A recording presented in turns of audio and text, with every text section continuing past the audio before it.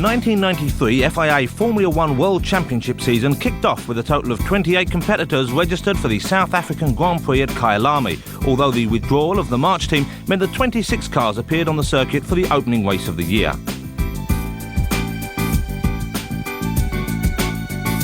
In the Williams camp, former test driver Damon Hill was promoted into the full-time race team alongside Alain Prost, returning after a year's sabbatical. Tyrrell, now with Yamaha engines, had Japanese driver Ukyo Katayama paired with Italy's Andrea De Cesares. Michael Schumacher remained as Benetton's star runner, with Riccardo Patrese moving across from Williams as his partner. Former IndyCar champion Michael Andretti joined Ayrton Senna in the McLaren lineup, now using Cosworth Ford engines in place of Japanese Honda units. The footwork team had Derek Warwick, returning after a 2-year absence driving sports cars, paired alongside Japan's Aguri Suzuki, while Italian Alessandro Zanardi joined Britain's Johnny Herbert in the Lotus lineup. The Jordan team switched to using the new Brian Hart V10 engine with Brazilian rising star Rubens Barrichello, partnered by former Ferrari driver Ivan Capelli. The Larousse team had an all-French driver lineup with Philippe Alliot and Eric Comas on their driving strength. The all-new Scuderia Italia Lola Ferraris were driven by Michele Alboreto and Formula 3000 champion Luca Badowa. Christian Fittipaldi stayed in the Minardi lineup, now joined by former Indy Rookie of the Year Fabrizio Barbazza. The Ligier team opted for an all-British driver lineup with Martin Brundle and Mark Blundell handling its Renault engine cars. Ferrari retained the services of Jean Alesi, with Gerhard Berger returning to the Maranello fold after a 3-year stint with McLaren. Finally, the all-new Swiss Sauber team arrived on the scene with Austria's Karl Wendlinger and Finland's JJ Lehto on its driving strength. From a technical standpoint, there had been several key changes for the 1993 season. Tyres were narrower than before, and restrictions on front and rear wing dimensions were introduced in an effort to reduce downforce with a view to intensifying the quality of the racing.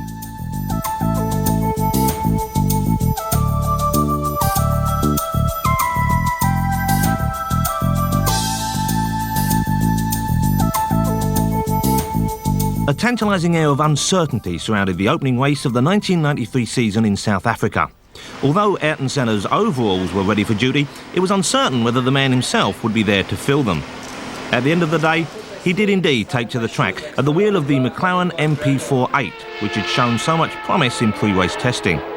The ever-confident Ron Dennis expounded the McLaren team's strategy for 1993.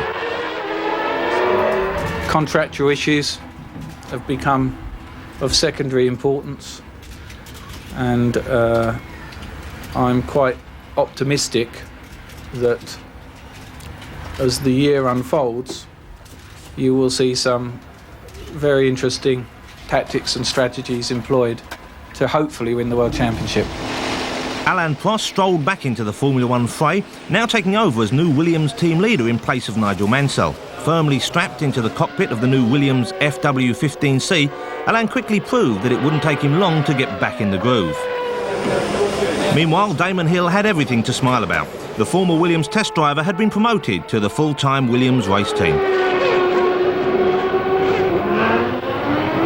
Michael Schumacher, meanwhile, had high hopes for his Benetton Ford package, and Jean Alesi stepped confidently out of his hotel, anxious to do battle in the new Ferrari F93A. JJ Lehto waiting for his first run in the new Sauber, while Michael Andretti swapped notes with Mika Hakkinen. Brazilian new boy Rubens Barrichello listened intently to advice from Ayrton Senna, while Johnny Herbert pondered Lotus's latest two-wheel Challenger, perhaps wondering if it might be better than his regular 107B. So no real surprises there, with Prost and Senna lining up on the front row of the grid, but Blunder was deservedly happy with his 8th spot.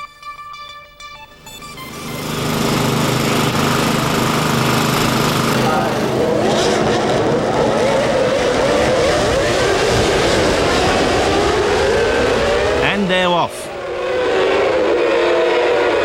Well, not quite all of them, of course.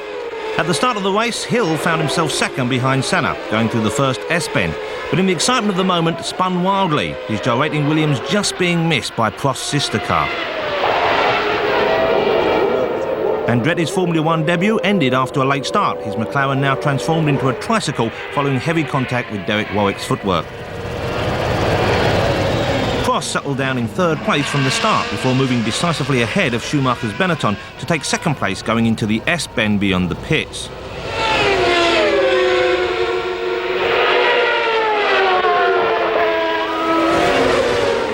Hill found himself in trouble again, this time with Zanardi, forcing him out of the race.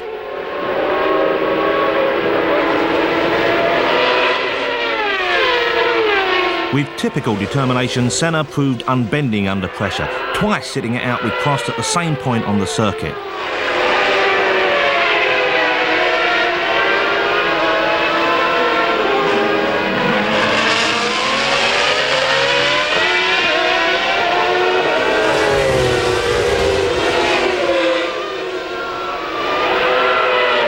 But his perseverance paid off. Eventually, at the third serious try, Prost got alongside the McLaren a fraction earlier, and the deed was done.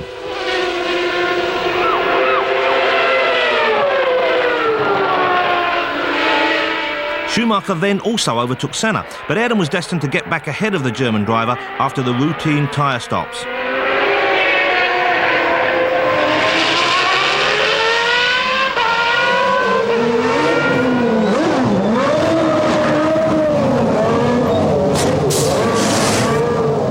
As the Benetton mechanics were still hammering on the wheels, Senna was already putting the hammer down.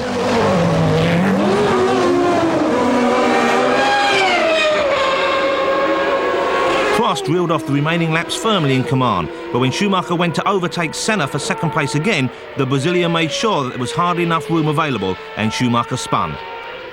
Not a happy boy.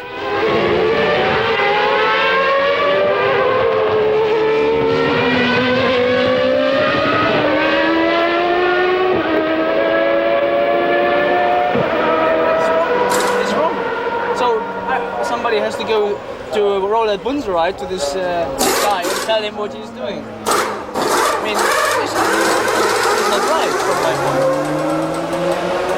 In go-kart you get disqualified everywhere. If you do this you get disqualified. All in all, it was a bad day for Benetton, with Schumacher's teammate Riccardo Patrese also spinning off into a sand trap. And as a spectacular thunderstorm doused the Kyalami circuit, Prost ran out an unchallenged winner in his first race for Williams, taking things carefully in the closing stages. Those dire conditions saw Derek Warwick crashing on the very last lap, losing a championship point on his return to Formula One. While Prost was singing in the rain, Christian Fittipaldi and his father Wilson also celebrated a fine fourth place for Minardi. And it's just like old times, with Prost and Senna at each other's throat, and Blundell no doubt very happy with his third, with Sauber scoring points on their debut.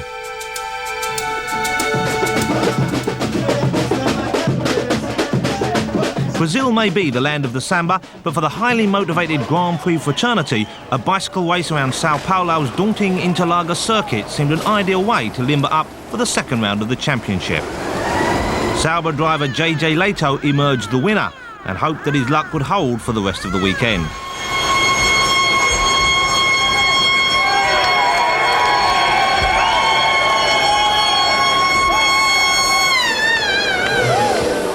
For Williams, seen here flexing their muscles, the race held out hopes of a second successive victory for Alain Prost, who displayed his usual calmly confident style out on the circuit.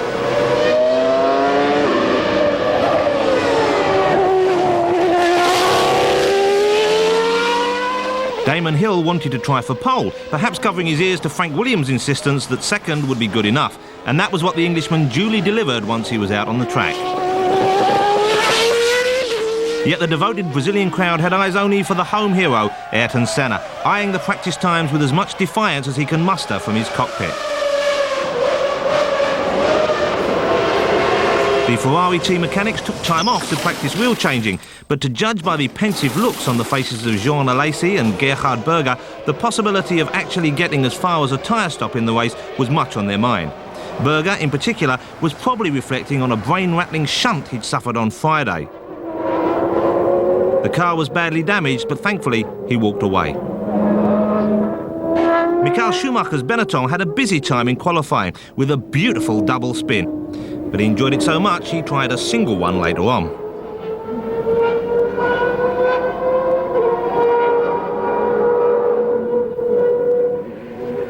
Zanardi went autocrossing with his Lotus, and jumping on the off-road bandwagon, Andretti also spun onto the wet, grassy infield.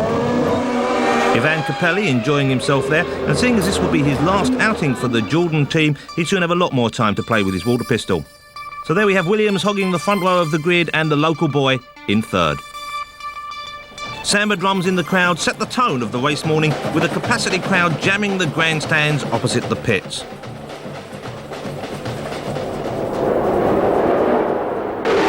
Prost got away cleanly at the start, with Senna following through in second place. But Andretti was out of luck again, with a spectacular mishap. Wow! As the American pulled across to the right of the starting grid, he became entangled with Berger's Ferrari, and the two cars cartwheeled into the right-hand runoff area.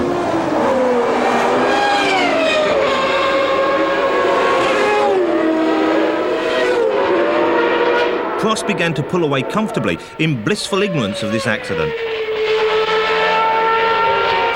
while Martin Brundle walked unhurt from the wreckage of his Ligier after colliding with Barbazza's spun Minardi.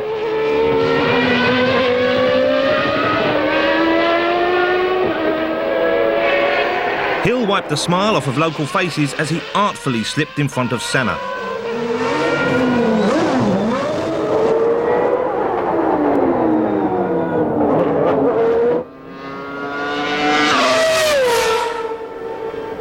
Barrichello also walked home early after abandoning his Jordan out on the circuit. Meanwhile, the leaders were threatened by the onset of rain, which turned the starting area into a skating rink, with Aguri Suzuki's footwork bouncing off the pit wall to end up in the middle of the circuit like a beached whale. Prost missed a tyre stop for reasons far too complicated to bore you with here, and decided to stay out for an extra lap, only to collect Christian Fittipaldi's spinning Minardi at the height of the downpour.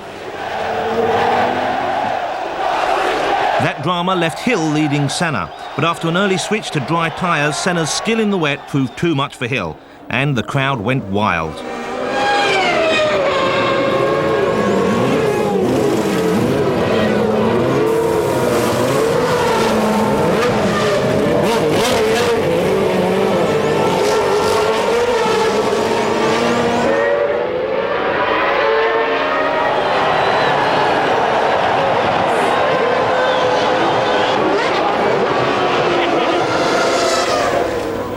Damon was left to finish second, with Schumacher getting the better of Johnny Herbert's Lotus in a wheel-to-wheel battle to take third place at the checkered flag.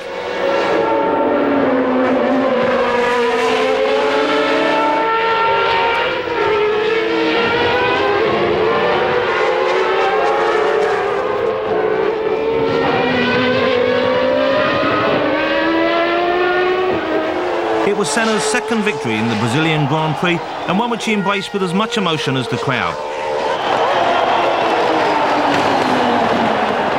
Imagine what they'd have been like if he'd have lost.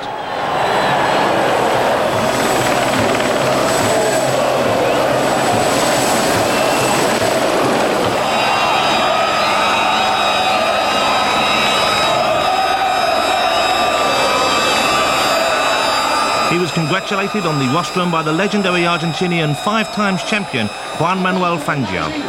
Clearly, he derived as much satisfaction from this acknowledgement as he had from winning the race itself.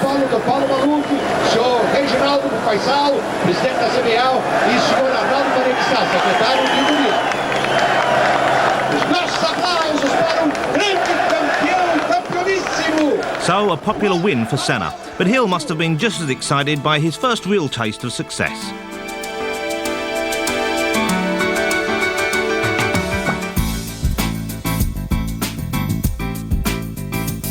For the first race of the European season, Formula One made its long-awaited return to Donington Park, the Parkland Road circuit near Derby, which had played host to the epic all-German confrontations between the Mercedes-Benz and Auto Union Silver Arrows back in 1937 and 38. Held over an Easter weekend when, disappointingly, the predictably unpredictable British weather assumed its all-too-familiar holiday mood. Not that this was a problem for Ayrton Senna, but while he hoped for rain, Alain Prost simply closed his ears and hoped that his prayers for a dry race would be answered. JJ Leto seemed happy, whatever the weather, but the first day of qualifying served as an all-too-accurate preview of what was to follow. While Michael Schumacher could run back to the pits, his Benetton, slightly the worse for wear, needed a tow. Damon Hill got a push, but de Cesaris' Tyrrell was more firmly buried, and Martin Brundle took a wildly unscheduled trip into the gravel with his Ligier.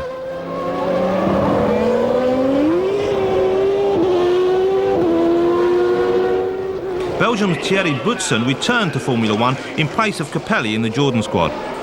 Benetton brought their new B193B Challenger along for the first time for Schumacher and Patrese, as did Footwork with the new FA14s for Warwick and Suzuki. Senna continued to pray for rain, but dry conditions prevailed for Saturday's qualifying. Even so, Alesi managed to take an unexpected excursion across the sand trip at Redgate Corner after snagging his right foot beneath his Ferrari's brake pedal.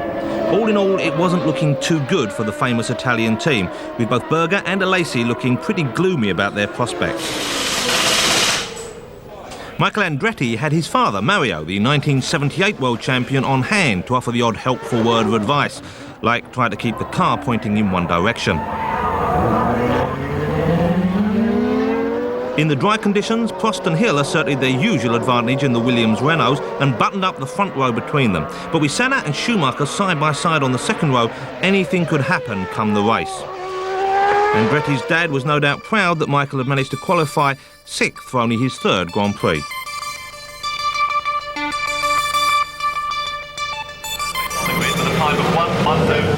Wet and cold race day weather didn't deter either King Hussein or Princess Diana, together with the Princes William and Edward, from turning out on the grid, while the Sega girls looked on, shivering. If Michael Schumacher looked uneasy, it was perhaps because he knew his new Benetton would be at a disadvantage in the wet, as it lacked the latest anti-wheel spin traction control system. Happily for McLaren, they had that crucial accessory, but Ayrton Senna was their real secret weapon, as his dynamic opening lap so dramatically demonstrated. Despite Schumacher's efforts to ease him out on the run down to Redgate, he sliced inside the Benetton at the first corner. Then he picked off Wendlinger Sauber to take 3rd place on the outside as they plunged down the Craner curves. And there's Andretti picking off Wendlinger even more decisively. Next on the bill was Hill's 2nd place Williams, which succumbed at the top of the hill.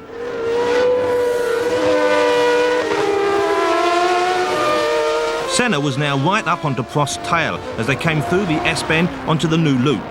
Hard under braking for the hairpin, Senna thrust through into the lead, driving as if the track surface was bone dry.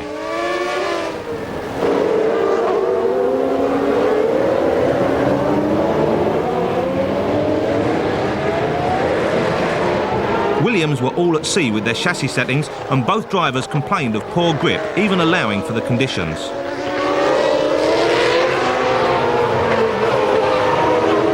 Hill comes in for one of many tyre stops and gets going cleanly.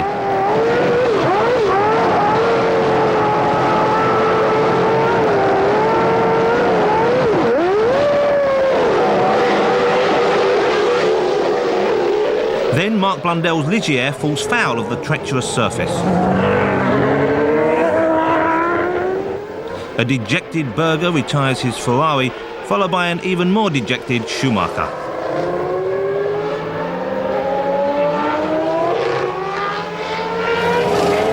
Prost brings his Williams into the pits and, to his agonising and very public embarrassment, stalls the engine. An eternity seems to pass before it fires up again, and the delay costs Alain all chance of regaining 2nd place from teammate Hill.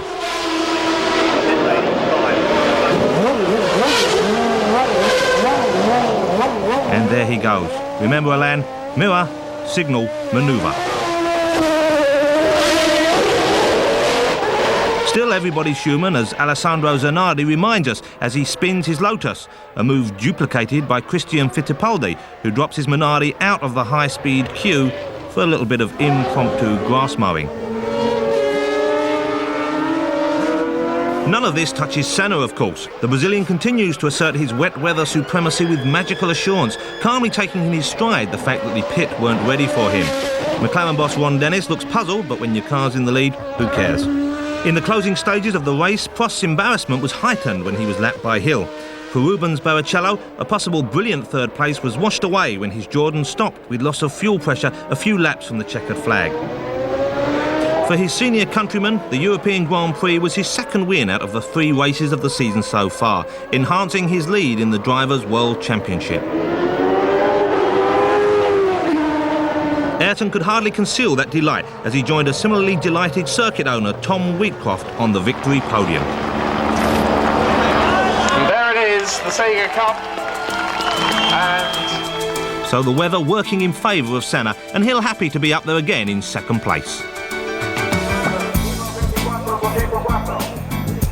After that dank day at Donington Park, the Formula One circus moved into the heartland of Italian motor racing, the San Marino Grand Prix at Imola, where the Carabinieri stalked the pit lane. Ayrton Senna took a back seat for once, arriving on a motorcycle pillion after an overnight flight from Brazil. He had been hoping, in vain, that the team would have the latest air valve specification Ford V8 engine, as used by Benetton. As things transpired, it wasn't engines he had to worry about. First, Ayrton spun into the wall at the right-hander before the pits. The car was repaired, and he later duplicated the move against the barrier at the Acqua Minerale corner.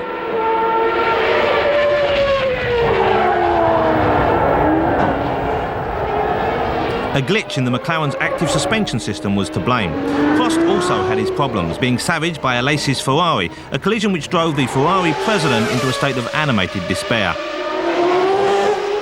Michael Schumacher locked up his Benetton's wheels, ruining a precious set of carefully stenciled qualifying tyres.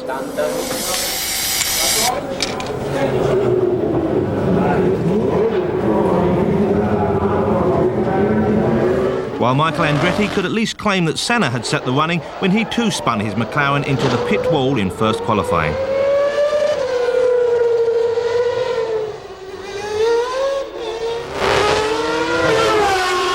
Prost took pole and confidently discussed things with his race engineer David Brown. Damon Hill lent an ear to Frank Williams' advice as Prost accelerated out to set the pace.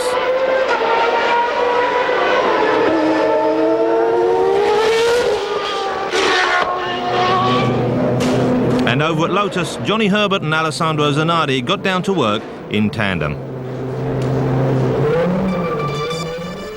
So the power of the Williams Renaults putting Prost and Hill nearly 2 seconds clear of Schumacher in third.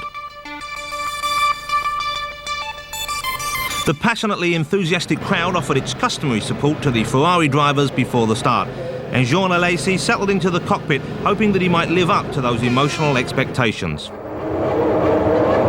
The track was damp at the start, but Hill got away cleanly into an immediate lead.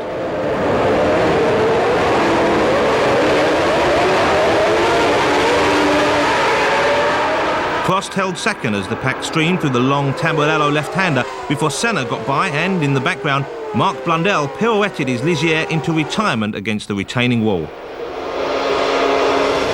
Senna tried to take the lead from Hill going into the Tosa hairpin on the opening lap, but Damon kept the door closed and Senna slid wide as a result.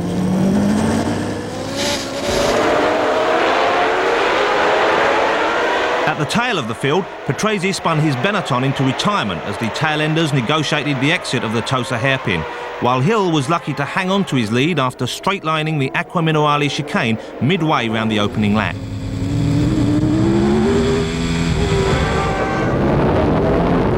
Prost settled down to chase Senna for second place, but Ayrton wasn't about to be pressured into giving way and kept his McLaren in all the wrong places at all the right times.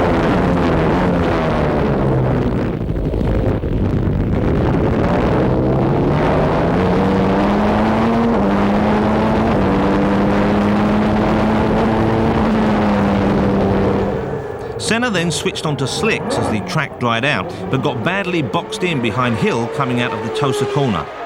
Prost instantly saw his chance and leapfrogged past them both to take the lead.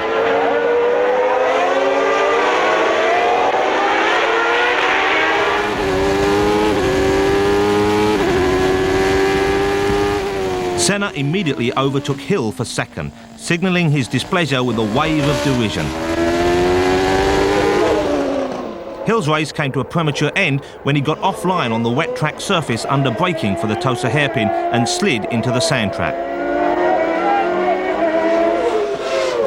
Andretti was by now embroiled in a close fight with Karl Wendlinger's Sauber.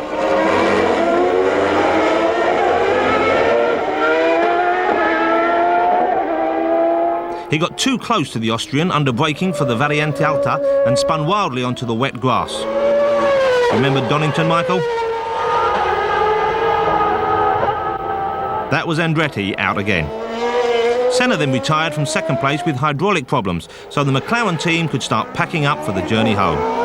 Alesi and Berger were also out by now, so the Ferrari fans, brutally disappointed, headed for the gate. In the closing stages, Alessandro Zanardi put on this vivid display of pyrotechnics after cracking his Lotus's gearbox casing, which prompted a fire caused by leaking oil. No such problems handicapped Prost, who continued to win his second victory of the season, evening up the score with Senna, despite grappling with a partially sticking throttle in the closing stages of the race. And it was a great result for Ligier driver Martin Brundle, who took his first points of the season with a strong drive to third place.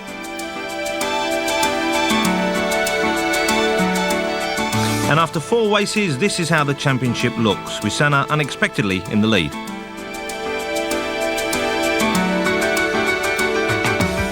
The Circuito de Catalunya, close to Barcelona, was the next venue on the World Championship trail.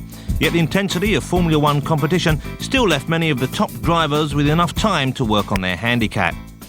The Williams camp, however, were working on a handicap of a different type altogether. Sitting on a washing machine. Everywhere.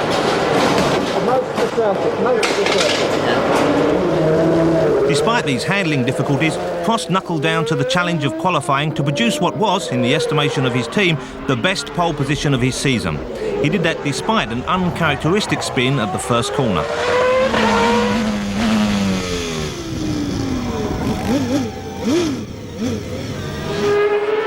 Hill kept out of trouble to qualify in second place.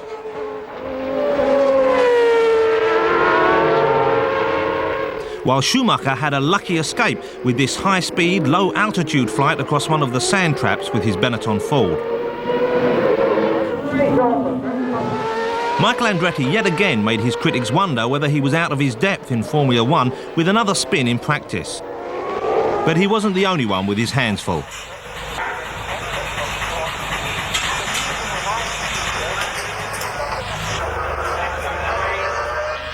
Karl Wendlinger, dressing for action, fervently hoped that Andretti would keep away from him on this occasion. Viva España!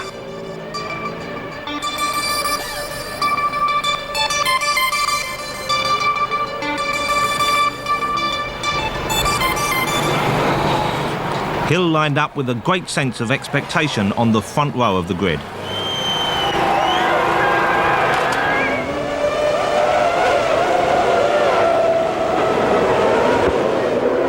And he beat Prost to the draw as the pack sprinted for the first corner. Senna strained every sinew to try and split the Williams duo going into the first right-hander, but had to settle for third place behind Hill and Prost.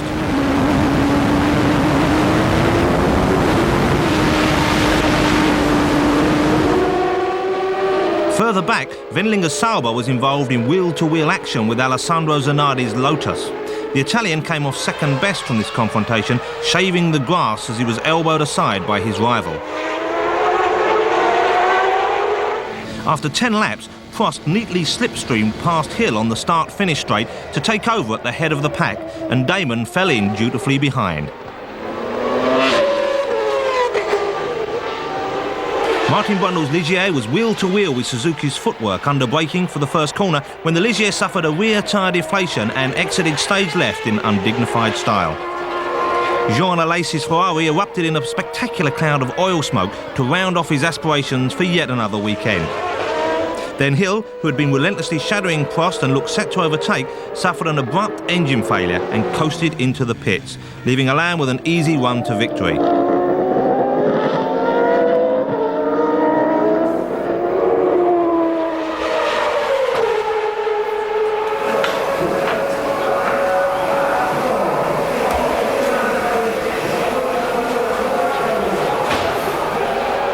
Damon consoled himself with a few sympathetic words from his wife, Georgie.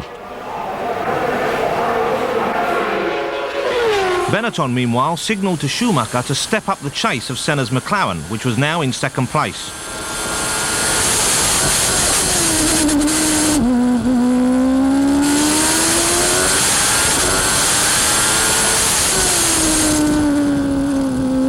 Schumacher responded to the challenge, but the ominous puff of smoke on the distant horizon heralded a major engine failure for Zanardi's Lotus, just as the Benetton team leader comes up to lap him. Unsettled by the oil haze from the wrecked engine, Schumacher slid wildly off the road, coming through the plunging right-hander onto the start-finish straight. Up to then, he'd been edging ever closer to the McLaren, but that spectacular moment effectively broke his challenge. Prost duly survives to take the checkered flag after what he described as one of his most difficult races in recent history. A quick rub-down followed by an equally cooling handshake from Senna prepared the way for an appearance on the podium. Yet elsewhere in the pits, another more private triumph was being celebrated. Michael Andretti had brought his McLaren home in 5th place to score the first ever championship points of his Formula One career.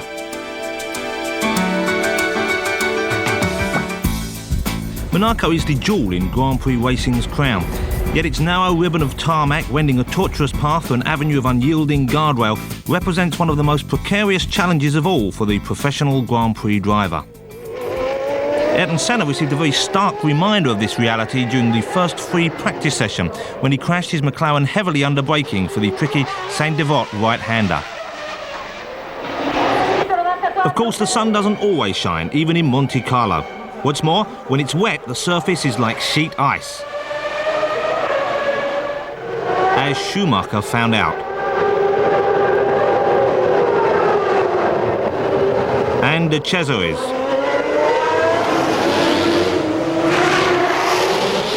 And Andretti. Damon Hill was fastest in the patchy, damp conditions, pleasing his mum in the process. Senna shares a word with his girlfriend.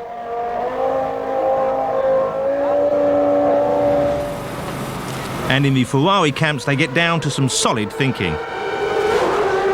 Jean Alesi spun his Ferrari at the chicane. Senna's McLaren got badly off course at Saint-Devote once again, this time confining itself to a spin. Luca Badoer did quite a serious nose and tail job to his Lola Ferrari. Then Senna spun again at the chicane, while Hill apparently duplicated the manoeuvre seconds later.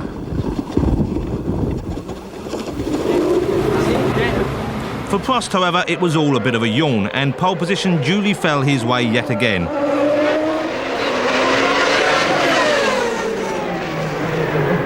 Schumacher appears unhappy with his time, while Barrichello shares his 21st birthday cake with team chief Eddie Jordan as the Brazilian is serenaded in suitable style. All together now. As the shadows lengthen, Monaco's character subtly changes and the great and the good get all dressed up to tackle the Principality's other circuit, the party circuit. So, for the first time, Schumacher is on the front row, with former Monaco winner and teammate Patrese in 6th. McLaren test driver Mika Häkkinen may not have been taking part in the Grand Prix, but he managed to show a clean pair of heels to all his rivals in the supporting Porsche Super Cup race. Schumacher looking even more confident than usual as he lined his Benetton up in 2nd place on the starting grid. Prost got the jump off the line, too sharply as things were to transpire, with Senna forcing his way ahead of Hill to take 3rd place as the pack jostled through Saint-Devote for the first time. Further back, Marc Blundell found himself obliged to steer into the escape road. As this replay shows, Prost was judged to have jumped the start.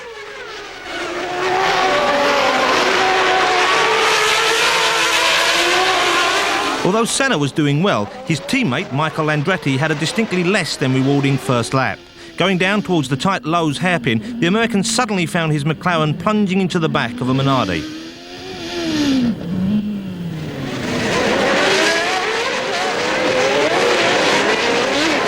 Here's Prost playing a 10-second penalty for that false start. But he then compounded his own difficulties by stalling his engine. By the time he finally managed to coax the Renault V10 back into life, he was way down the running order and a lap behind the leading bunch.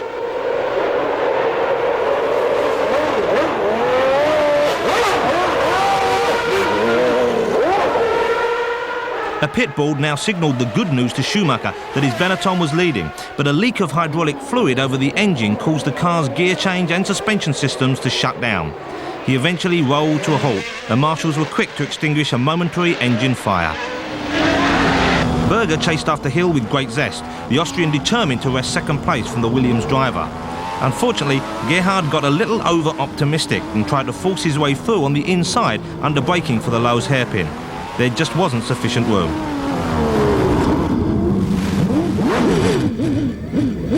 Damon kept his cool. He hadn't allowed his engine to stall and, willed on by wife Georgie, continued to finish second. Berger was out on the spot with broken suspension. Senna lapped Prost in the closing stages on his way to scoring what was a record 6th Monaco Grand Prix victory.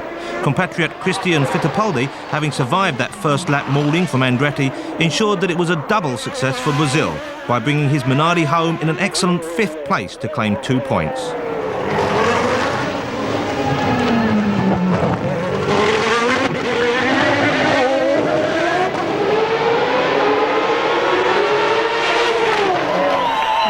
Senna shared his unconcealed delight with his McLaren team colleagues before sharing the congratulations with second and third men Hill and Alesi to round off a truly memorable afternoon.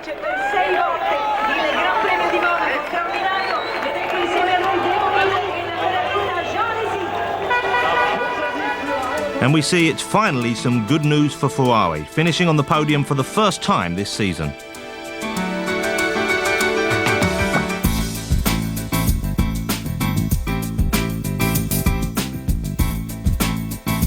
The most traditional aspect of the pre-Canadian Grand Prix festivities is the raft race, held between members of the various 13 teams on the former Olympic rowing basin just behind the confined paddock area at the Circuit Gilles Villeneuve.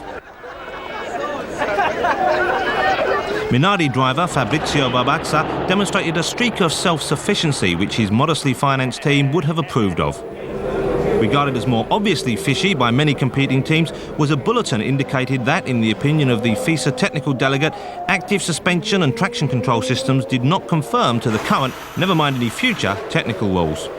Alain Prost promptly fired up his Williams, trying to ignore this apparent broadside from the sport's governing body. But the Frenchman was again given a good run for his money in qualifying by Damon Hill, despite a quick spin on the part of the Englishman.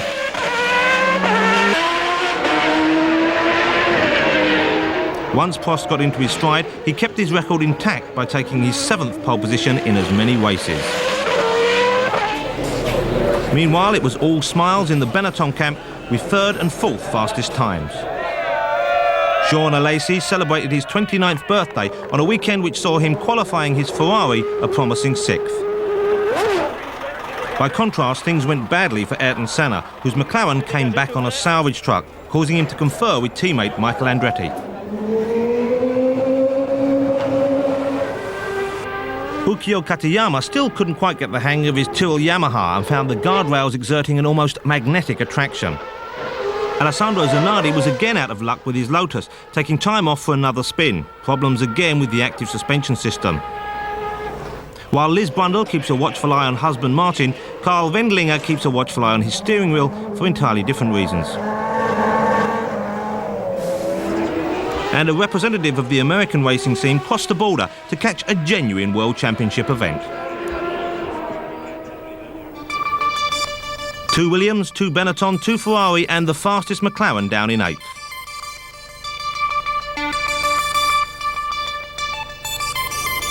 Team personnel clear the grid as Andretti's McLaren is left standing.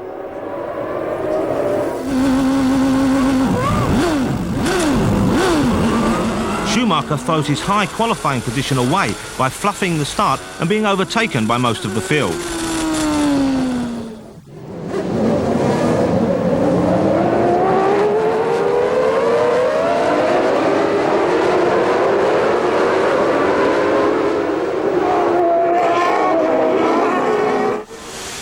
Senna is off like a jackrabbit and dives down the outside of Alesi's Ferrari as they negotiate the old pit's hairpin at the end of the opening lap. Wheel to wheel, McLaren and Ferrari sprint for the last S's together, but Senna keeps his nerve and gains a place.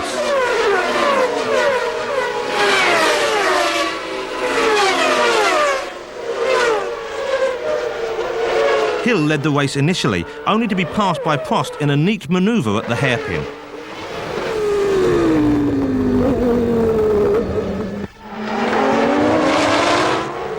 Damon looks secure in second, but loses a lot of time in a fumbled Williams tyre stop.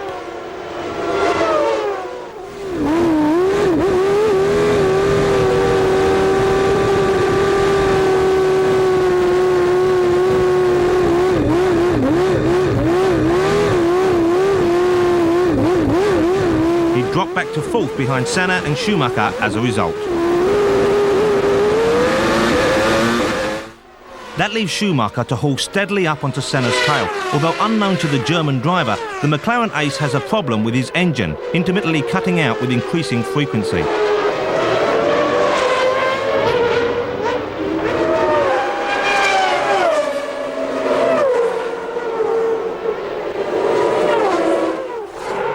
Eventually, Senna's engine cuts out for good, and he inadvertently goes to pull off just as Schumacher draws level, causing a hair-raising moment.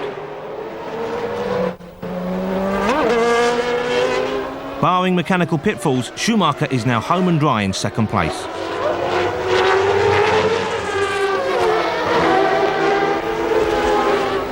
Prost, meanwhile, notches up his fourth win of the season, crossing the line with Christian Fittipaldi's Minardi sharing some of the glory by following in his wheel tracks, just lapped for the second time and in ninth place.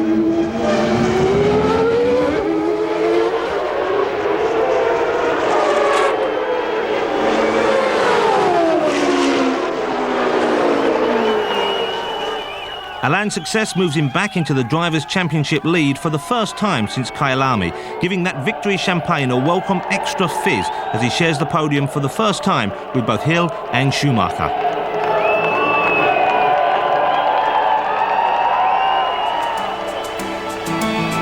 So Wendlinger finishes sixth, earning his first championship point of the season, thanks no doubt to his lucky steering wheel.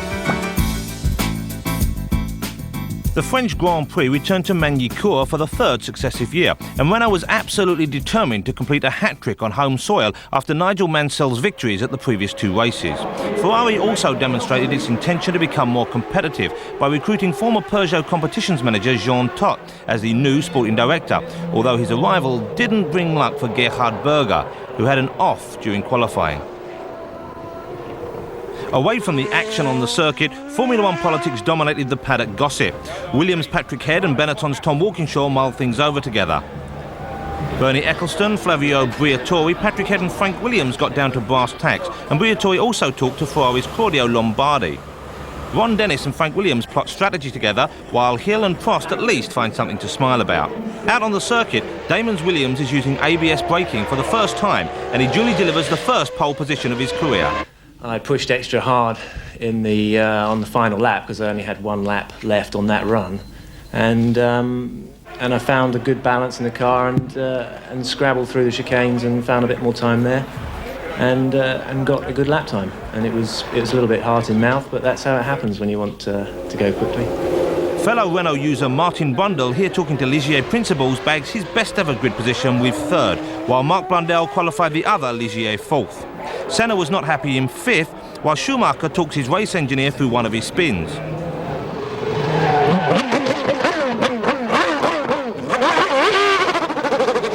Unusually, Mummy and Daddy Schumacher turned up to watch as well.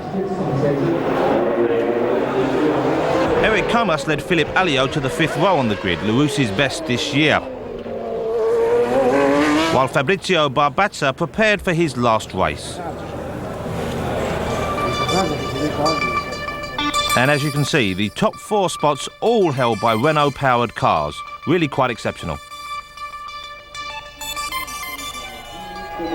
The local fans turn out in force to cheer their French heroes, while Alain Prost tries to ignore the pressure by chatting to his engineer, David Brown, on the grid.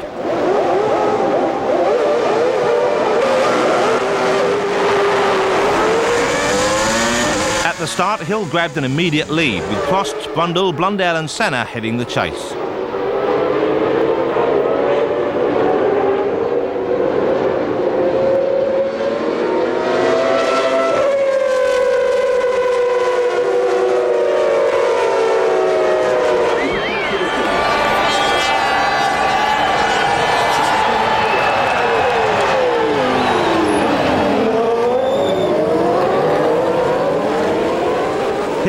confident at the front of the field, but Renault's symmetry is ruined when Blundel's Ligier spears off into the guardrail early on. The Englishman blamed lapped Andrea de Cesares.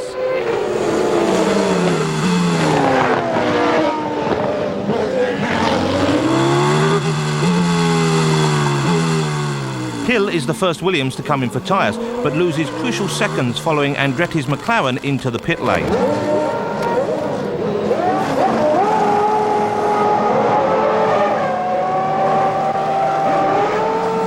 And following it out again.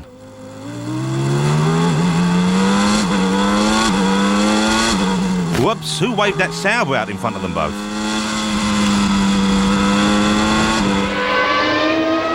Now it's Prost's turn for tyres.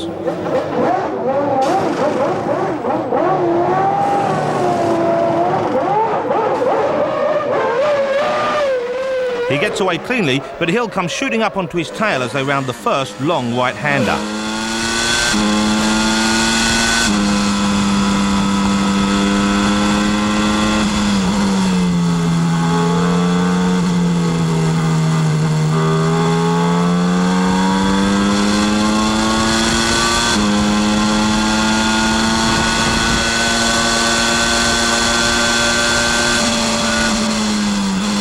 A bit of creative manoeuvring and Alain stays ahead.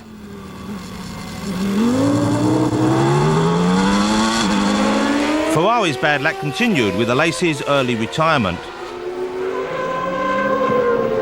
Riccardo Patrese seems set for a top 6 placing until he gets a little too close to Christian Fittipaldi's Minardi, much to the detriment of his Benetton's front end.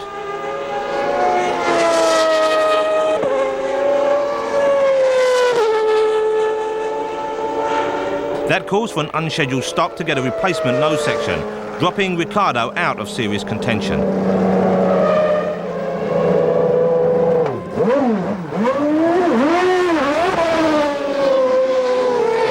Schumacher made a second tyre stop and benefits from the dramatic extra grip afforded by his new tyres.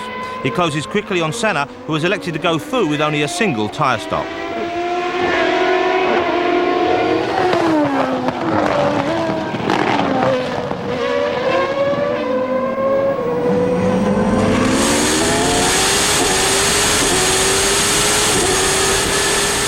The Benetton slams round the outside of the McLaren on the left-hander after the pits, and Ayrton, struggling for grip, just has to let him go.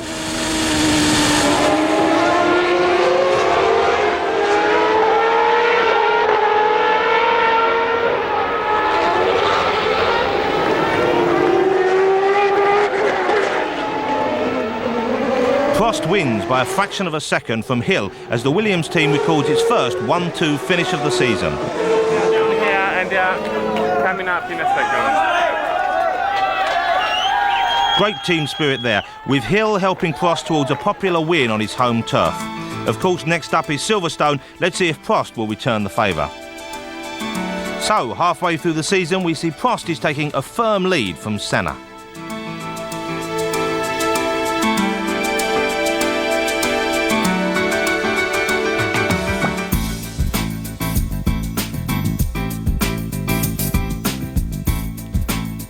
First practice day at Silverstone and the weather behaves as one would expect, just like Donington Park in fact. Schumacher had warmed up by winning a celebrity cycle race the previous day. But for the moment, Senna's main priority is gloves and tea as he thinks of the Brazilian sunshine. Ron Dennis has a cold coming while Damon Hill wants action to start, but not for long. During the first practice session, his Williams snaps away from him and he ends up bogged down in the sand trap at Stowe Corner. That certainly wasn't in the script for his home Grand Prix, but even so, Hill's moment looks like small potatoes after Blundel's adventures. Not good for the nerves, as Mark admits later. Senna returns to the pits to keep his powder dry. Pierluigi Martini, the Minardi's team replacement for Barbazza, goes out to get back into the swing of Formula One. Unfortunately, as he proves, he's still a bit rusty, with a painful spin into the barrier at Woodcote.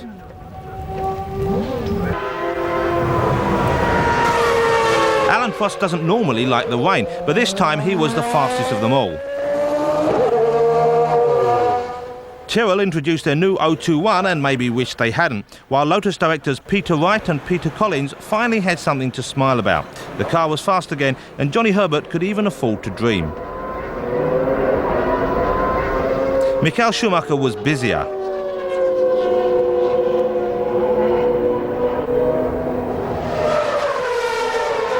Undaunted, he ran back and took over his teammate Riccardo Patrese Benetton, in which he improved dramatically to qualify third behind the all-Williams battle for pole position. Senna didn't look too happy, but Hill raised a cheer from the crowd by taking what looked like the second pole of his career in as many weeks. Georgie, of course, overjoyed. But a few seconds later, Prost spoiled the party, with a time just a fraction quicker, stealing back pole position in the final moments of the session.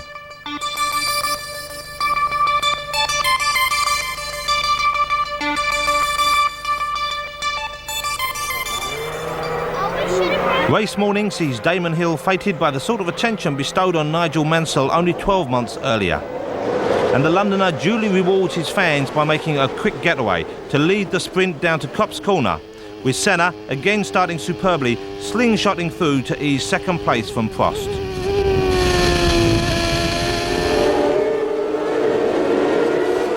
Meanwhile, Michael Andretti taxed the McLaren team's reserves of patience even further.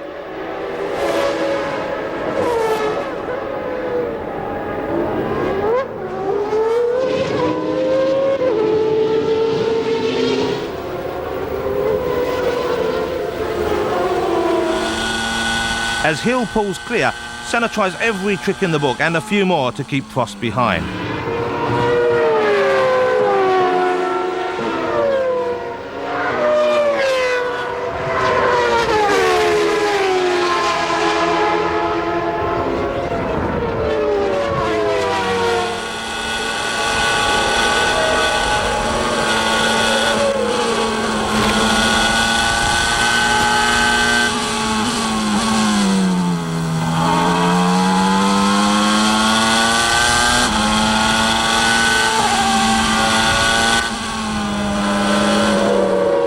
By the time Prost finally makes it through, Hill's lead is open to over 8 seconds. Now Schumacher has his hands full with Senna.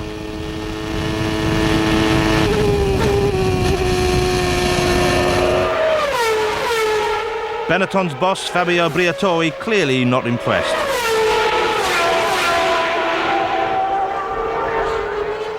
But Michael eventually makes it and quickly pulls away from the McLaren.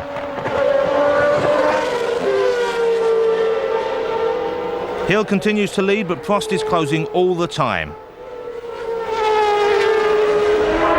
Then, Luca Badoer's Lola Ferrari stops at Woodcote, and out came the safety car, bunching up the pack again.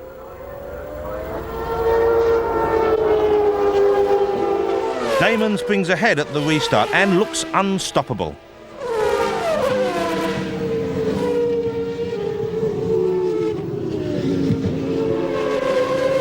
But an ominous telltale plume of smoke signals the end of his afternoon's work. For Georgie, it was all too much.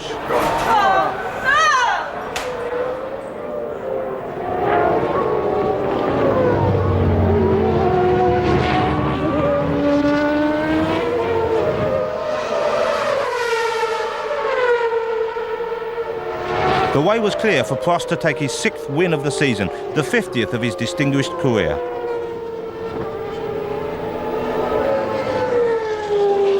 Schumacher finished second, but Senna, who appears to suffer an aversion to Silverstone, ground to a halt on the last lap for the 3rd consecutive year.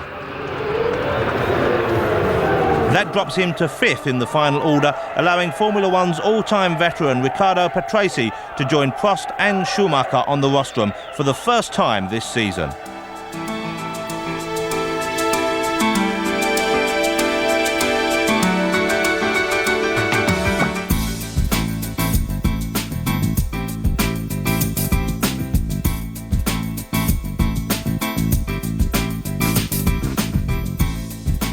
For the rest of this year, notwithstanding what happened at the World Council and may happen at the Court of Appeal, the teams have agreed to ask the FISA to allow them to run with cars in the same configuration that they've been running the whole year.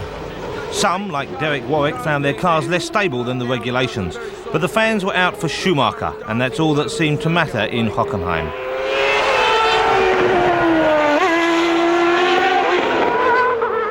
The Williams drivers were having a busy time.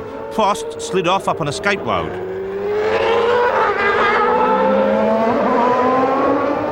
Hill spun, once at the Ostkurve chicane, then again at the tight infield hairpin. For this, he blamed Michele Alboreto and paid a visit to the Scuderia Italia garage, where he gave the Italian a piece of his mind.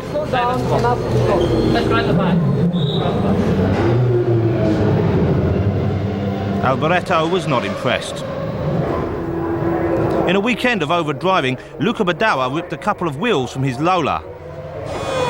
Jean Alesi spun his Ferrari, and Gerhard Berger smashed up his pretty comprehensively when he slammed into the tyre barriers at the chicane.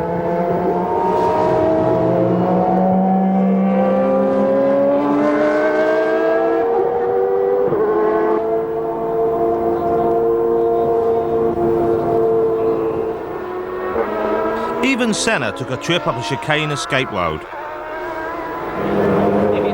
Schumacher gives his team manager a progress report. While Blundell ensured a third-row place for Ligier. And footwork boss Jack Oliver reflects the views of his driver Aguri Suzuki.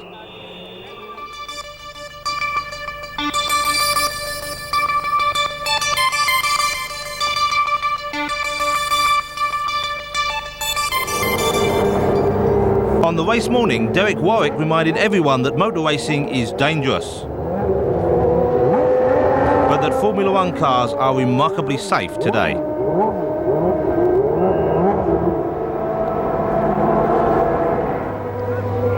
Helped from the wreck by Alesi and Berger, the Englishman emerged unhurt, and after a check-up in the Heidelberg hospital, he bravely elected to take the start in the spare footwork. On the morning, the Schumacher fans were out in force.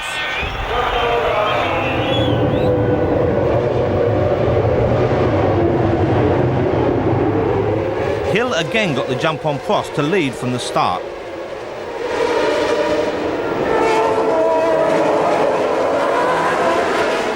Schumacher keeping those fans happy by taking second. Senna tried to muscle past Prost, but he didn't make it, spun out and restarted from dead last.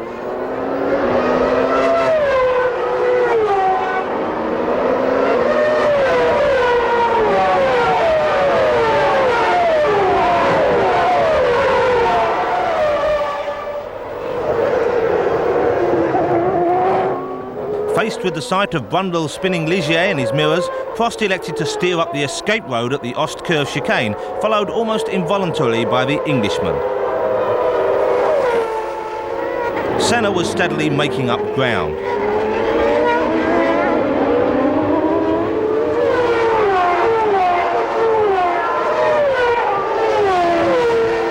But Michael Andretti's season continued its nightmarish course after a bumping match with Berger's Ferrari. Prost overtook Schumacher for second place. But both footworks managed to trip over each other, sending Suzuki and Warwick autocrossing off together onto the infield. Prost overtook Hill to lead on lap 8.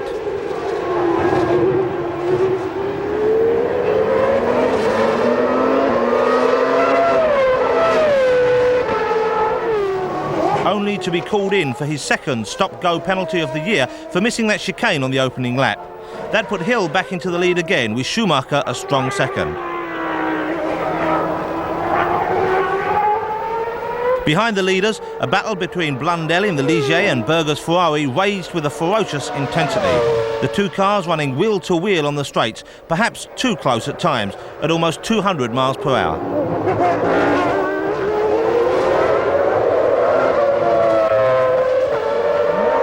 Prost had regained second place from Schumacher when the Benetton driver made his first tyre stop on lap 16. But just when it seemed as though Hill was going to score his first Grand Prix victory, 31 years to the race since his father had won the German Grand Prix, a rear tyre lost pressure, overheated and disintegrated. First, Berger's Ferrari surged past then Prost Williams, the Frenchman taking his 7th win of the season. As Alain celebrated his latest step towards a 4th World Championship, Schumacher and Blundell were promoted up onto the podium, and both were delighted. Senna, who qualified 4th, holds that position, moving up 1 place from his last race.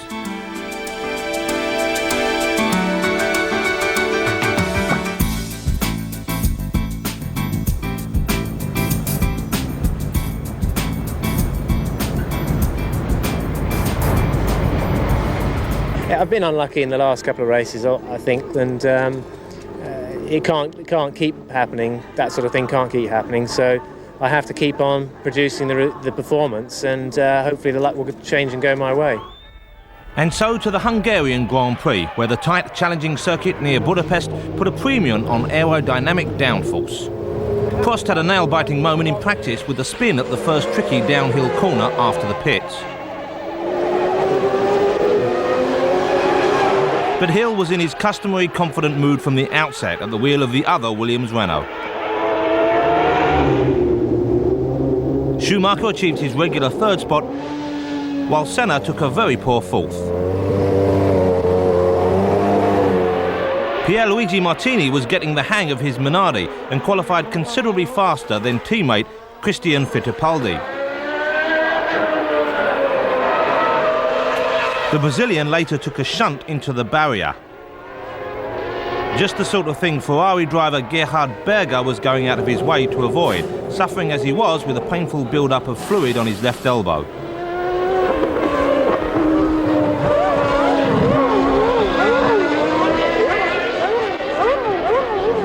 As Tyrrell driver Andrea de Cesares considered his prospects, Michael Andretti seemed in a more relaxed mood. Riccardo Patrese was well in the groove with his Benetton, qualifying 5th for what promised to be his best race of the year.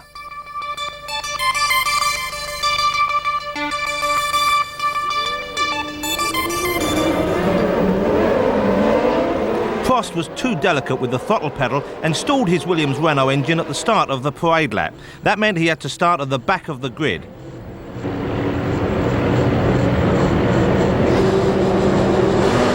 Hill had an unchallenged run down to the first corner in the lead.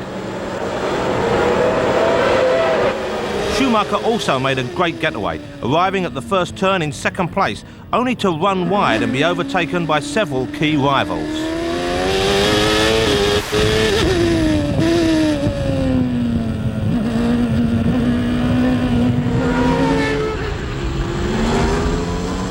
Watch Barrichello leave the track here in the background.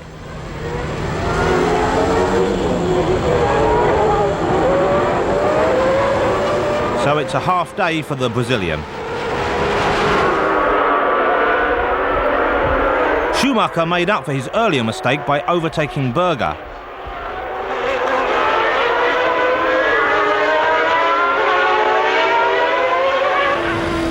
But then lost more valuable time with a spin.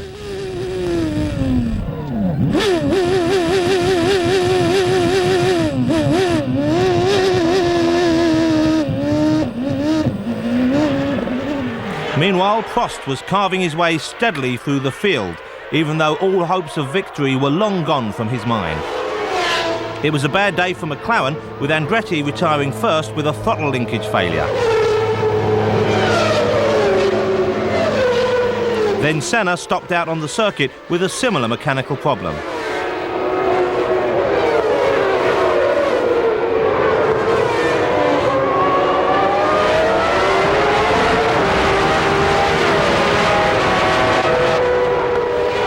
Prost's day was completely ruined when he had to stop for 7 laps to fix a cracked rear wing support on his Williams. Alesi had a frightening high-speed departure from the circuit, testing the strength of the guardrail following a brush with Fittipaldi's Minardi.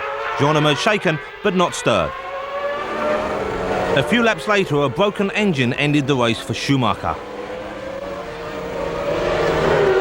The battle for 4th place raged for much of the race between Derek Warwick's footwork, Martin Brundle's Ligier and Pierluigi Martini's Minardi.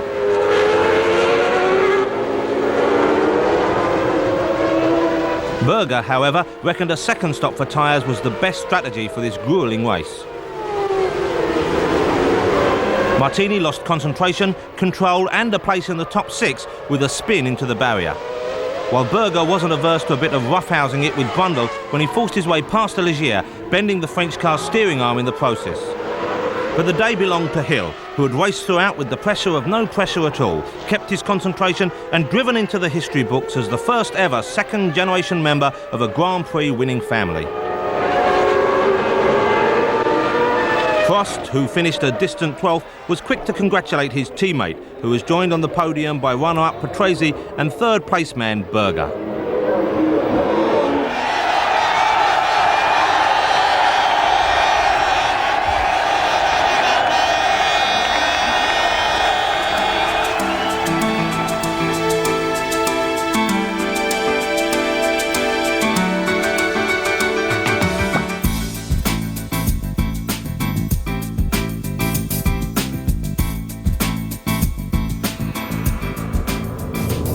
Practice for the Belgian Grand Prix began on a spectacular note. Alessandro Zanardi crashed his Lotus on the tricky Eau Rouge corner. The McLarens of Andretti and Senna arrived first to the crash site, Senna too fast for comfort.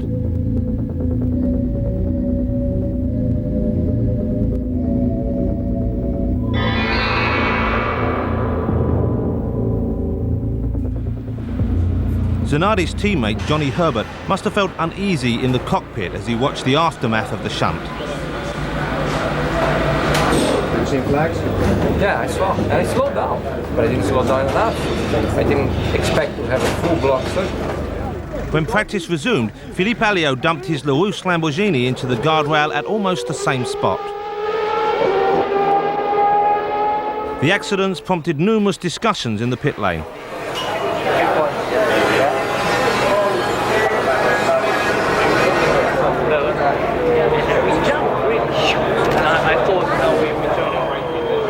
Jean Alesi managed to qualify his Ferrari in 4th place, but Gerhard Berger struggled.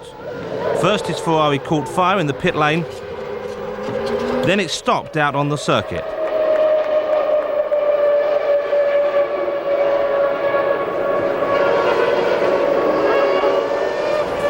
Riccardo Patrese seemed rather disappointed with 8th place on the grid, but both Aguri Suzuki and birthday boy Derek Warwick were encouraged by the strong performance of their footwork Mugens on this very fast circuit, qualifying 6th and 7th respectively.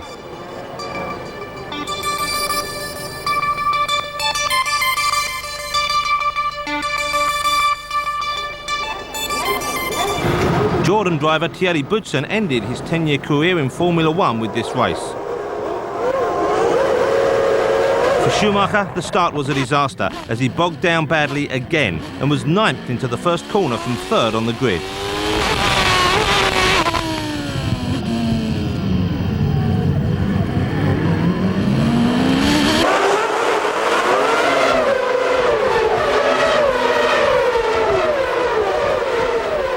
Prost led Senna from the start with Hill in 3rd place. But Damon slipstreamed past the McLaren on the long haul up to the Les Combes corner to take over 2nd place.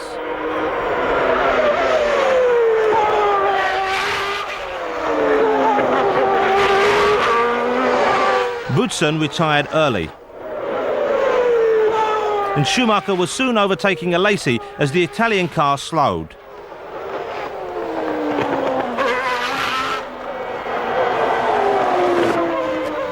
Its driver so worried about its lurid high-speed handling that he soon pulled off.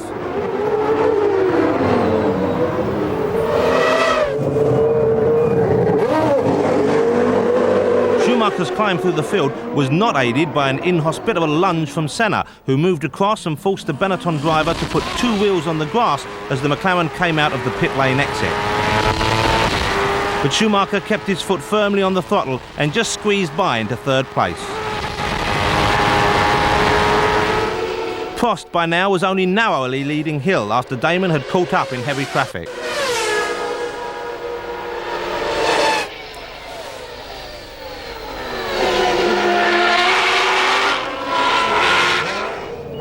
When Alain came in to change tyres, he was delayed by a sticking wheel nut.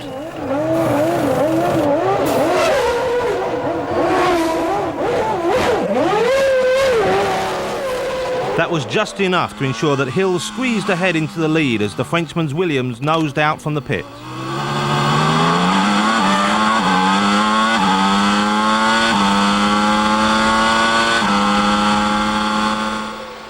Before Prost could settle back into a fast enough rhythm, Schumacher slithered past, all wheels locked to take second place.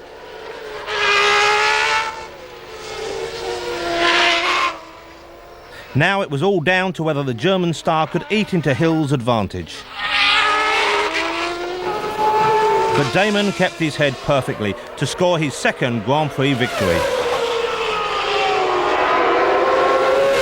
So after an unlucky start to the season, Hill really seemed to be hitting his stride, and Schumacher obviously happy to have taken that second from Prost at the end of the race.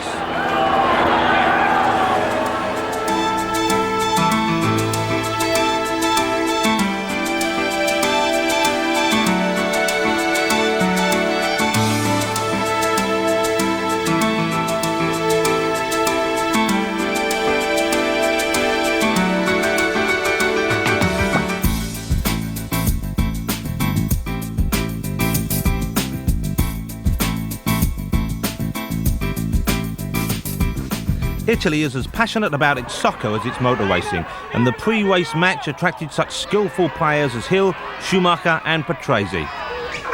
Jordan had close-cropped Italian Marco Apicello on hand as partner to Barrichello, but the newcomer didn't take long to spin at the second Lesmo right-hander.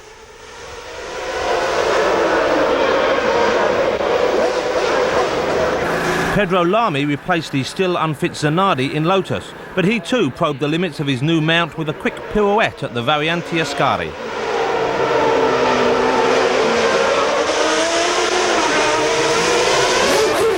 Gerhard Berger was determined to do his best for Ferrari's home fans, whose allegiance is firmly and publicly proclaimed from the spectators' enclosure. Jean Alesi duly delivered the goods with a splendid third qualifying time, while Senna thought it wise to keep his fans behind bars.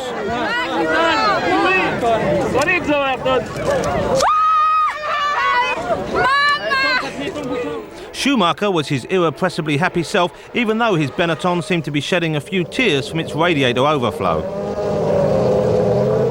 Alain Prost needed another win to clinch his fourth championship title and duly bagged his 12th pole position in 13 races. But watch this.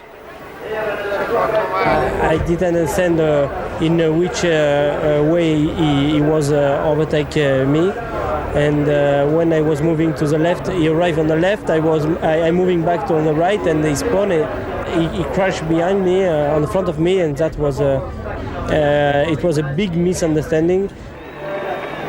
But despite that little bump, Alesi took the third spot on the grid and Berger held sixth.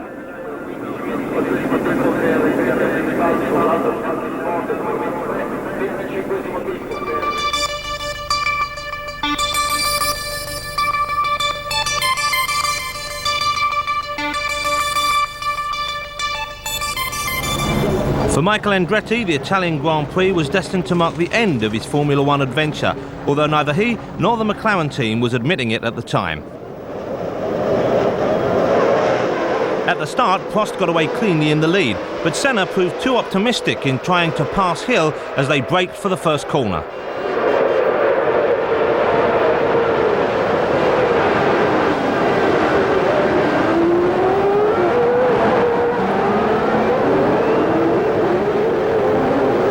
Hill stuck to his line and Senna found himself bouncing over the Englishman's left rear wheel onto the infield. Further back in the pack, both Footworks, the two Jordans and Lato Sauber all managed to get themselves tangled up in a multiple pile-up and went no further.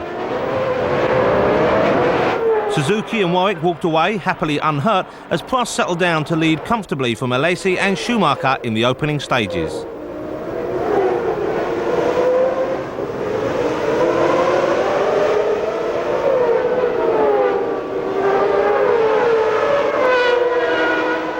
It didn't take long for Schumacher to pass Alesi for second place.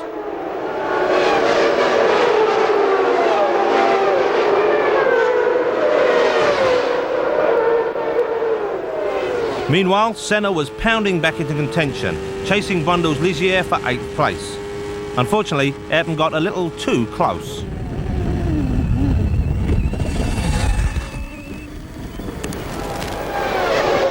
Hill recovered to overtake Alesi.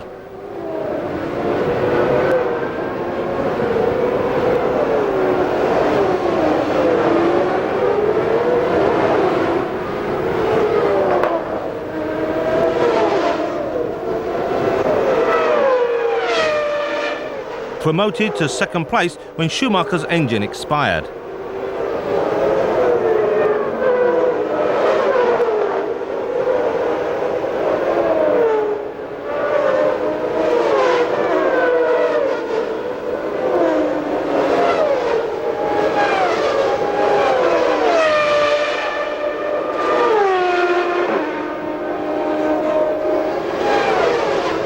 Even after his planned stop for tyres, Prost retained his lead over his teammate, who had still to make his stop.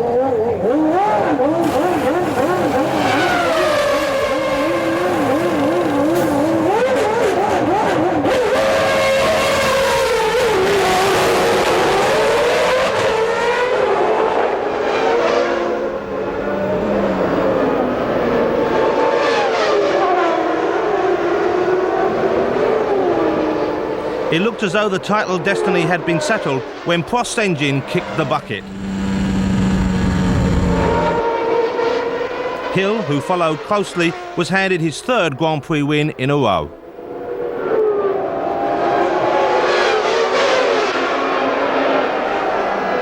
On the run-in to the checkered flag, Christian Fittipaldi earned the distinction of Accident of the Year,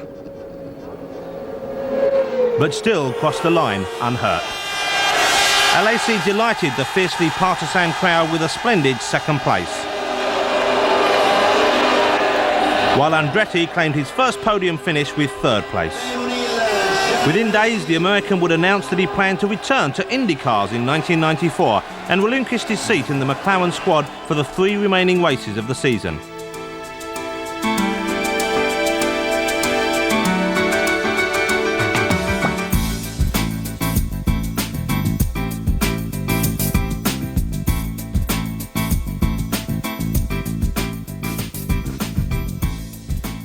Cette petite conférence de presse est donc destinée à vous annoncer que je ne courrai plus en Formule 1 après le Grand Prix d'Adélaïde. The final European round of the championship was dominated by Alain Prost's decision to retire at the end of the season, opening the way for Ayrton Senna to leave McLaren and join Williams for '94. Alain continued to try hard in qualifying, too hard on this occasion.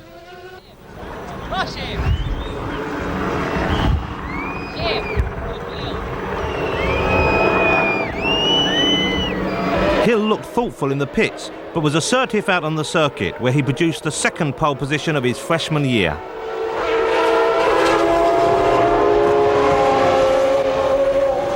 Ayrton Senna offered some advice to his new teammate Mika Häkkinen, Andretti's successor in the McLaren lineup.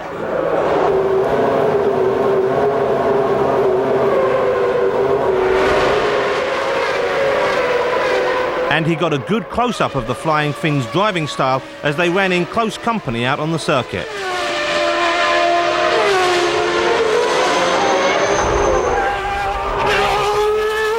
Alesi was attacking as usual with the Ferrari, while Michael Schumacher managed to raise a smile, despite major handling problems with his Benetton, which caused him to spin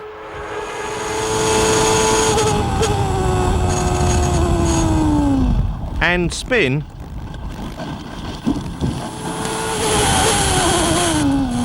and spin again.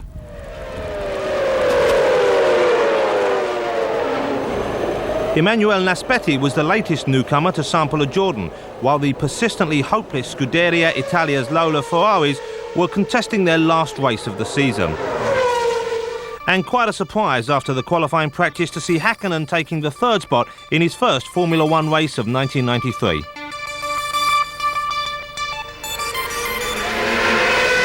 Hill took a leaf out of Prost's book and stalled at the start of the parade lap, consigning himself to the back of the grid.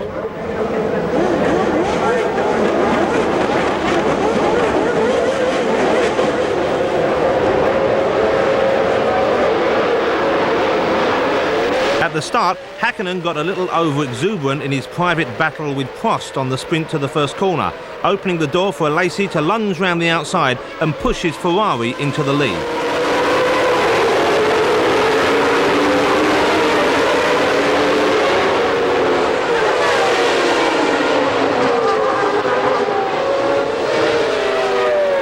Senna soon passed Häkkinen for second place and settled down to chase Alesi, whose Ferrari was dramatically fast in a straight line. Hill tried desperately to make up for lost time.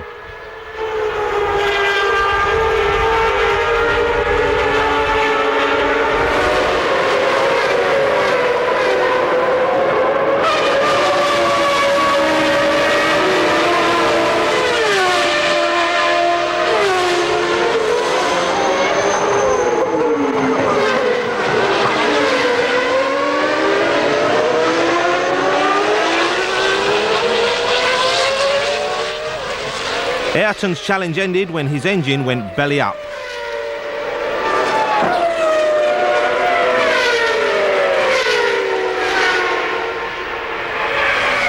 And Prost swept by into the lead as Alesi and Häkkinen made their pit stops together.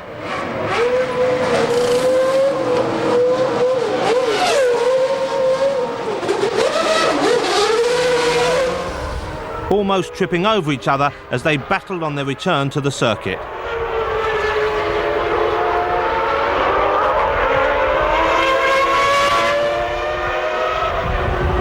You can really sense the urgency Häkkinen feels in trying to assert himself in his first race.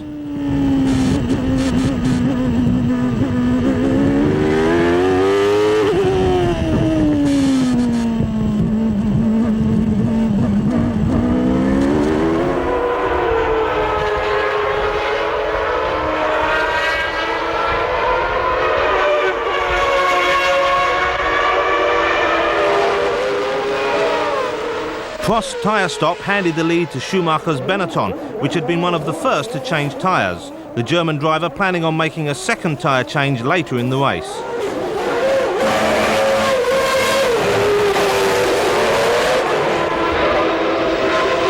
Häkkinen got it terribly wrong through the right hand onto the start-finish straight, and his McLaren race debut ended in tears.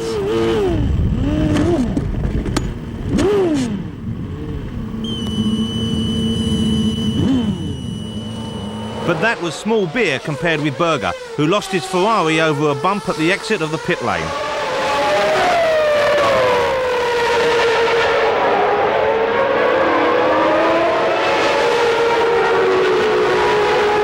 How Warwick missed him remains one of the great mysteries of modern times. Prost pulled every trick in the book to deal with Schumacher's Benetton in the closing stages, but Michael abandoned his idea of a second tyre change and hung on out there to score the second win of his career.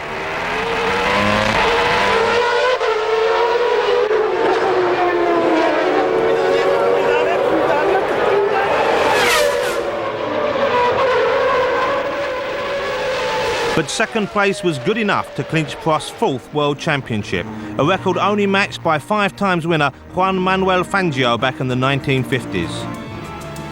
And as we can see, Hill managed to climb back to third place after a terrible beginning.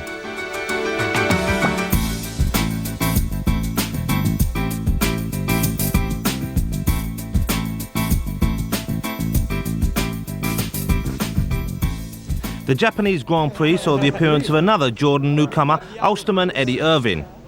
Other new faces included local hero Toshio Suzuki replacing Philippe Alliot in the Larousse, and Jean-Marc Gounon taking over from Christian Fittipaldi in the Minardi squad. Senna offered some advice to Lotus new boy Pedro Lamy, while in the Williams camp, Prost chilled out as Hill prepared for action. Damon set fastest qualifying time, then blotted his copybook with a spin and was pushed back to 6th on the grid by the end of the qualifying.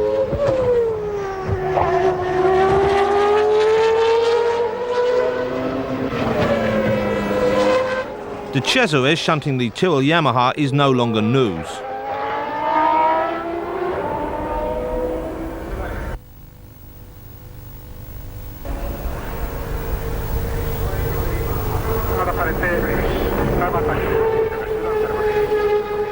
as the expressions on the faces of Ken Tyrrell and team manager Rupert Mannering indicate. Jean Alesi initially spun his Ferrari at the first corner after the pits, but then got back out there to do the job properly.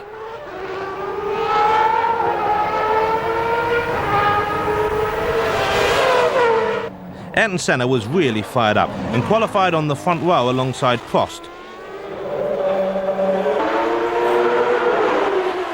The Frenchman preferring to watch on TV after grabbing another pole position. So Häkkinen doing well to secure the third spot again, and Hill, if he doesn't stall, is much better off than he was in the last race. Senna looked confident from the outset as he lined up on the grid. As the starting light turned green, Prost was moving first, but Ayrton pulled level and just squeezed ahead as they arrived at the first corner.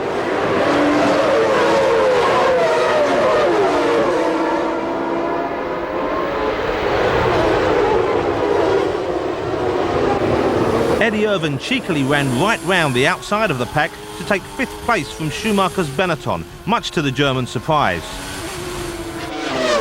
Senna settled down to lead commandingly from Prost and Häkkinen, while Hill shaped up to pass Schumacher.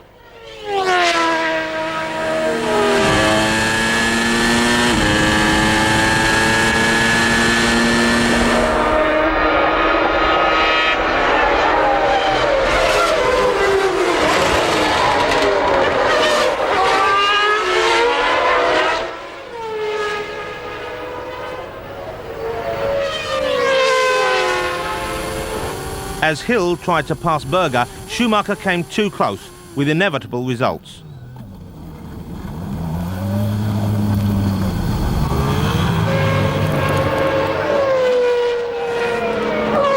Senna made an early tyre stop, but managed to surge past Prost Williams again as the track was suddenly doused by a heavy rain shower.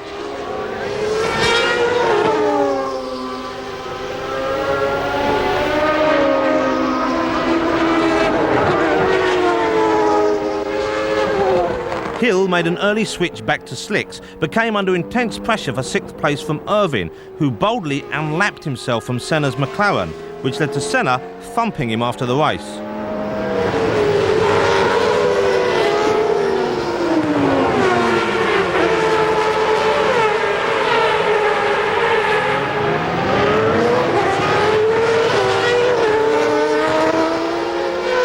An oil leak onto a rear tyre pitched Patrace's Benetton into a huge shunt, while Irvine clinched the final point of the afternoon by nudging Warwick's footwork out of 6th place.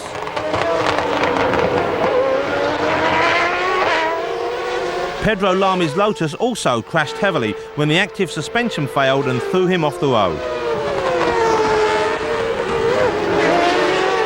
The day ended with Senna scoring his 4th win of the season for McLaren after a brilliant performance. Ron Dennis was smiling again.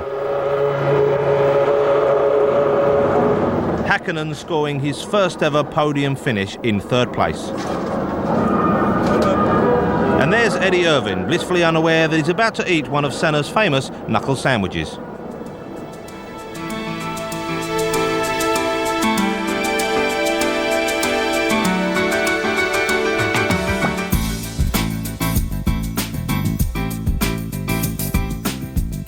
The Australian Grand Prix in Adelaide is traditionally a popular finale to the World Championship year. En route, Prost got some practice at the controls of a DC-10, preparing for a new job perhaps. Senna looks on in admiration. Visa medical delegate Professor Watkins went to work with a grin as De Cesaris wondered where he should spin off this weekend. Berger prepared for action as Alesi wiped his spit guard. And Schumacher hammed it up for the camera.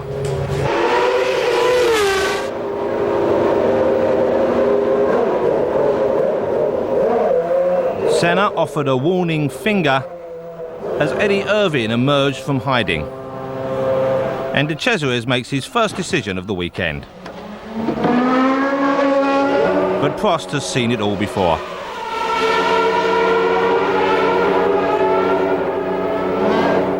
Out on the circuit, there was an end-of-term atmosphere.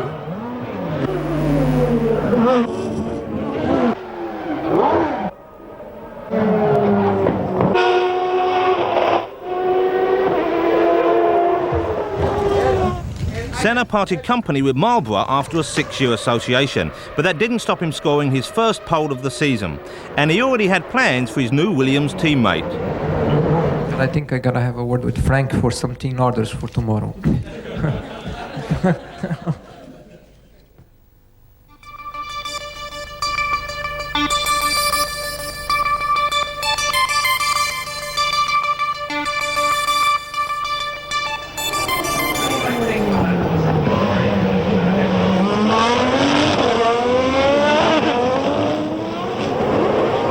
At the start, Senna was emotionally charged up, but still got the better of the two Williams.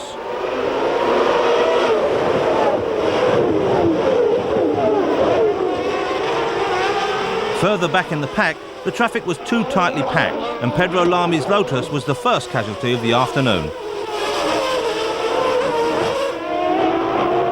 Senna pulled away relentlessly in the early stages, pursued by the Williams duo.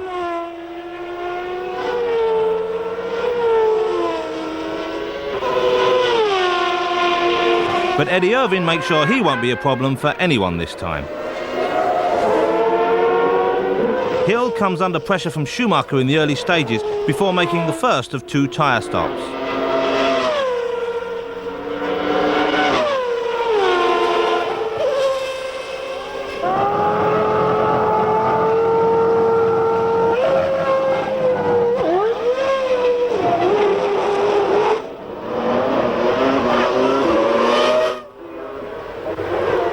Hakkinen boldly got ahead of the Englishman's Williams.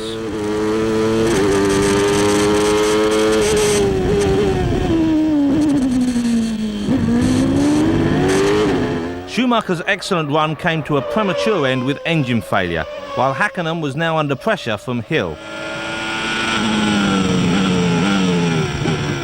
A locking brake on the McLaren spells long-term trouble, and Damon just managed to get back ahead.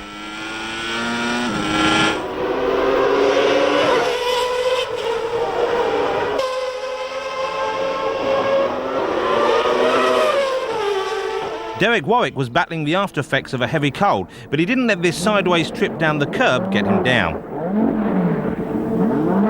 Hakkinen wasn't quite as lucky. JJ Lehto ended his season on a high note.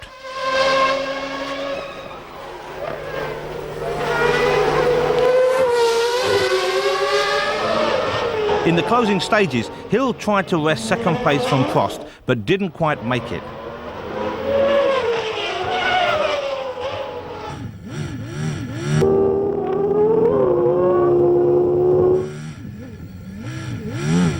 He eventually recovered and was very lucky to be missed by Brundle's Ligier.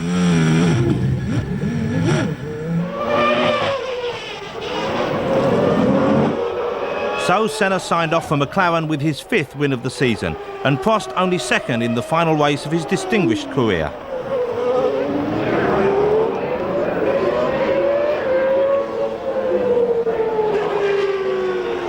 Happily, on the rostrum, past differences were forgotten, as Senna invited his teammates past and future to join him on top of the world. So in a year when Prost won an historic Ford title and retired, and Senna dominated the year before taking his place with Williams, I'll leave you now with the final standings of 1993.